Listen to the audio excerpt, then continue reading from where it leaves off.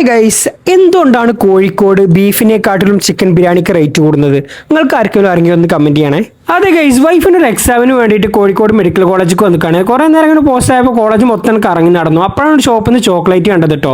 അതിന്റെ coupon redeem ചെയ്തപ്പോൾ നല്ല ക്യാഷ് ബാക്കും കിട്ടിട്ടോ. ഉച്ചക്ക് ഫുഡ് കഴിക്കാൻ വേണ്ടി നമ്മൾ നേരെ വന്നിട്ടുള്ളത് കോഴിക്കോട് റഹ്മത്ത് ഹോട്ടലിലേക്കാണ്. പാർക്കിങ്ങിൽ നിന്ന് ഫ്രീ ആയിട്ട് pickup and drop order service ഒക്കെ ഇവിടെ ഉണ്ട് കേട്ടോ.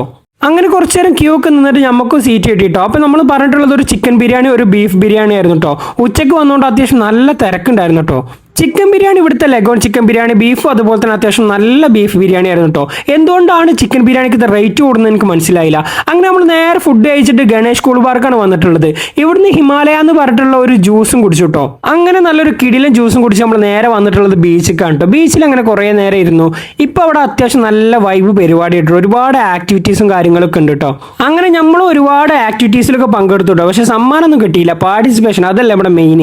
ഇവിടെ ബീച്ചിൽ ഒരു ഏട്ടൻ ഇങ്ങനെ മത്സ്യകന്യകനൊക്കെ ഉണ്ടാക്കുന്നുണ്ടായിരുന്നു കേട്ടോ. അങ്ങനെ തിരിച്ചു വരുന്ന നേരത്തെ നമ്മൾ പുഴക്കാട്ടിൽ പെരിന്തൽമണ്ണ ഗ്രാൻഡ് ഹോട്ടലിലാണ് കയറിയിട്ടുള്ളത് കേട്ടോ.